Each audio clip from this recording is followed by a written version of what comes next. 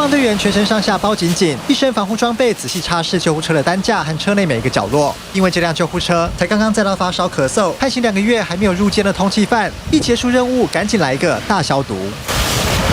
到底怎么回事？原来基隆警方日前逮捕一名窃盗通缉犯，而嫌犯当时不但发烧38度，还不断的咳嗽。警方赶紧请消防队用救护车把他送到医院检查。是到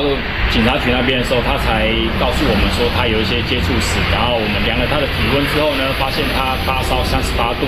当下我们立即在现场那边着装，就做全套的防护衣。 虽然医院初步判定是流感，但因为嫌犯有家属刚从日本回国，检方担心有潜伏期的危险，还首次特别以视讯开庭，还准许他自行先隔离20天之后再发监执行。本所为求慎重，所以通知消防队到场协助处理。经送医检验，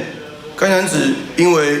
流感症状，而桃园地检署也在桃园机场设立了临时侦查庭，侦查庭的中间放置铁架，挂设大型的透明塑胶片，用来作为阻隔飞沫传染的防线，避免通缉犯返国侦讯造成的疫情感染。尤其新冠肺炎疫情延烧，现在连法庭侦讯也得小心再小心。记者朱立荣基隆报道。